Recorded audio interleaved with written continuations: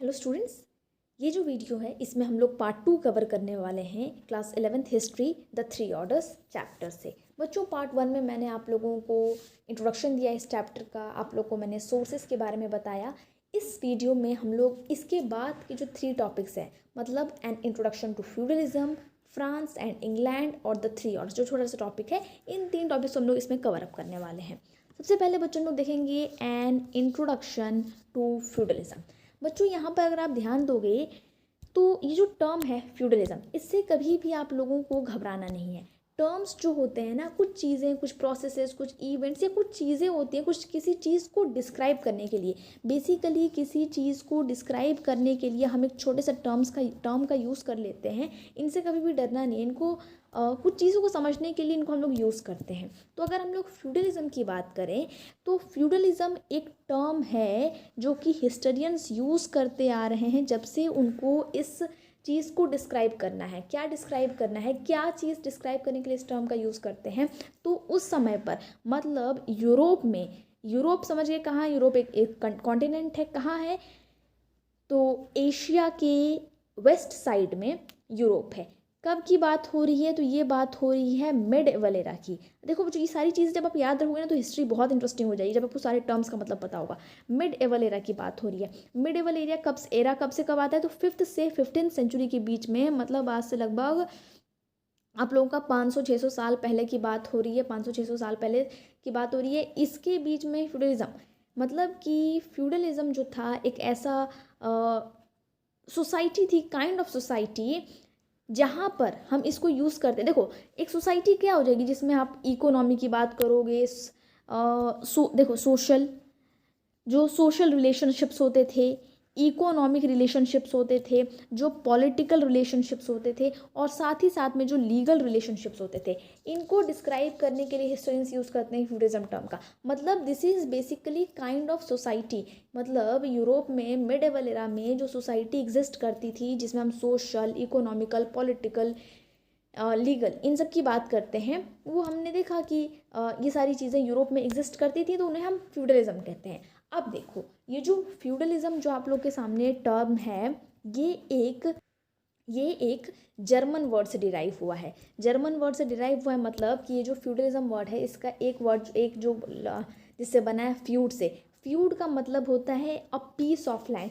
तो एक ऐसा लैंड जो कि बेसिकली हम फ्रांस के बारे में बहुत ज़्यादा बात करने वाले हैं, जो कि इंग्लैंड में, साउथ सदर्न इटली में और फ्रांस में सोसाइटी जो डेवलप हुई, काइंड ऑफ सोसाइटी जो कि लैंड से बहुत ज़्यादा रिलेटेड थी, मतलब लैंड पर बेस्ड थी। अगर हम लोग इकोनॉमिक सेंस में बात करें तो एग्रीकल्चरल प्रोडक्शन जो होता था वो लॉर्ड और पीजेंट, यानी कि जो नोबल्स और पीजेंट्स के बीच के रिलेशनशिप्स के हिसाब से वहाँ पर एग्रीकल्चरल प्रोडक्शन होता था। देखो बच्चों, अगर मैं आप लोगों को बिल्कुल कंफ्यूज ना करते हुए साफ साफ यहाँ पर बताना चाहूँ तो 3 तरह के लोग होते हैं। सबसे पहले देखो बच्चों, किंग क्या होता है कि किंग के पास ये बड़ी सी ज़मीन मतलब क्या कि किंग ने जिस एरिया को कॉन्कर कर लिया, जिसको जीत लिया, उसके पास वो बड़ी सी ज़मीन हो गई। अब किंग ने क्या किया कि उसके टुकड़े कर दिए।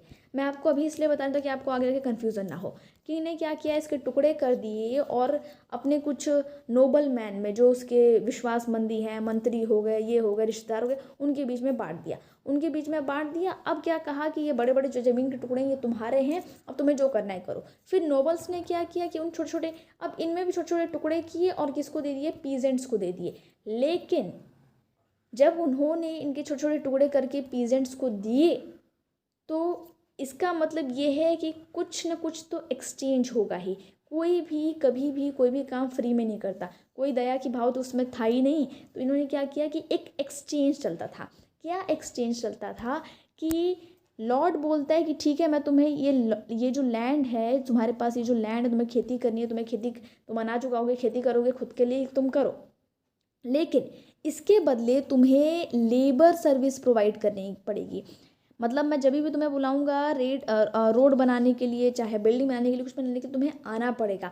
और साथ ही साथ में तुम्हें मुझे जब भी मैं तुम्हें बुलाऊं तो तुम सर्वेंट, मतलब कि तुम सर्वेंट बन के या फिर सैनिक बन के कभी भी तुम आओगे। तो इस तरीके से एक्सचेंज चलता था।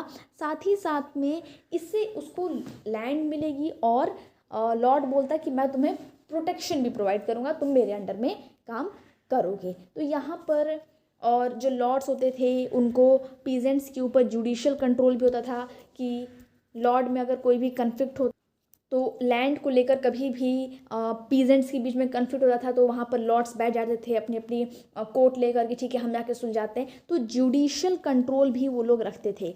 तो किसके ऊपर जुडिशियल कंट्रोल रखते थे? तो पीजेंट्स के ऊपर, पीजेंट्स की सोसाइटी में वो लोग जुडिशियल कंट्रोल भी रखते थे।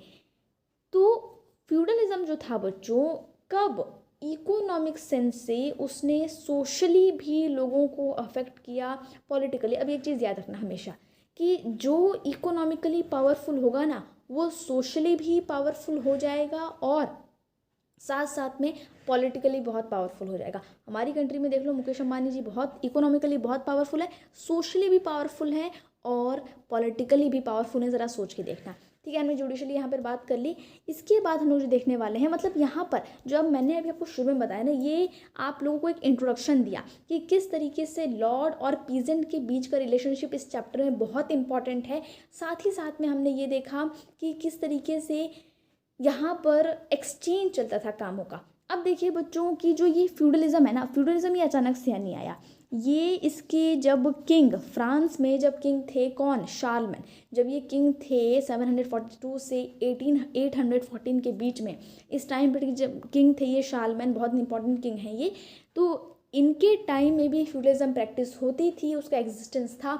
इवन जब रोमन अम्पायर था, वेस्टर्न रोमन अम्पायर, तभी भी था। लेकिन feudalism as an established way of life, मतलब कि फ्यूडलिज्म को बिल्कुल कहते हैं ना कि जैसे मान लो कि डेमोक्रेसी है किसी कंट्री में, लेकिन अब तक कोई लीगल दस्तावेज में कभी भी नाम नहीं है कि हमारी कंट्री में डेमोक्रेसी है, लेकिन अचानक से सब जगह लिख दिया जाए कि डेमोक्रेसी डेमोक्रेसी, अब सारे लीगल्स में छप जाए कि हमारी कंट्री में डेमोक्रेसी, छप जाएगा कहीं पर तो कहेंगे कि हाँ कि एकदम वे ऑफ लाइफ। तो फ्यूडलिज्म एग्जिस्ट करता था, लेकिन अब क्या होगा कि बिल्कुल एकदम साफ साफ में established way of life 11th century में। कब? 11th, यूरोप में 11th सेंचुरी से स्टार्ट होता है, ठीक है। तो यहाँ पर हमने इसके बारे में देखा। अब हम लोग बात करेंगे फ्रांस और इंग्लैंड के बारे में। तो बच्चों रोमन अम्पायर में, वेस्टर्न रोमन अम्पायर में एक प्रोविंस हुआ करता था जिसका नाम था गॉल। गॉल क्या था? एक प्रोविंस था। कहाँ पर? वेस्टर्न रोमन अम्पायर में, जो आज फ्रांस है, मतलब फ्रांस का पुराना नाम गॉल है। अब क्या हुआ कि अब देखो गॉल की एक अच्छी अच्छी बात है कि इसके 2 एक्सटेंसिव कोस्ट लाइन्स थे। 2 extensive coast line. Coast line क्या होता है कि एक ऐसा लैंड, मतलब कि किसी भी कंट्री का कोई भी बाउंड्री जो है, अगर वो पानी के, सी के, ओशन के ऐसे टच में है, अगर वो ओशन के इस तरीके से टच में है तो वो क्या होगा? कोस्ट लाइन हो जाएगा। तो इसके 2 एक्सटेंसिव कोस्ट लाइन्स हैं, साथ ही साथ में फॉरेस्ट हैं, प्लेन्स हैं जो कि एग्रीकल्चर प्रैक्टिस करने के लिए बहुत सूटेबल हैं, लॉन्ग रिवर्स है, मतलब काफ़ी अच्छी जगह है ये। अब क्या हुआ कि फ्रैंक्स नाम की, मैंने आपको जर्मनिक ट्राइब के बारे में बताया था, तो फ्रैंक्स नाम की एक जर्मनिक ट्राइब थी। उसने क्या किया कि उसने गॉल जो प्रोविंस था उस पर जाके कब्जा कर लिया और उसको अपना नाम दे दिया फ्रांस। और लगभग ये कब हुआ था? ये 5th सेंचुरी में ये सारा प्रोसेस हुआ था। लगभग 6th सेंचुरी तक आते आते फ्रैंकिश किंग पूरा का पूरा क्रिश्चियन रिलीजन में बदल चुके थे, क्योंकि क्रिश्चियनिटी बहुत तेज़ी से फैला था।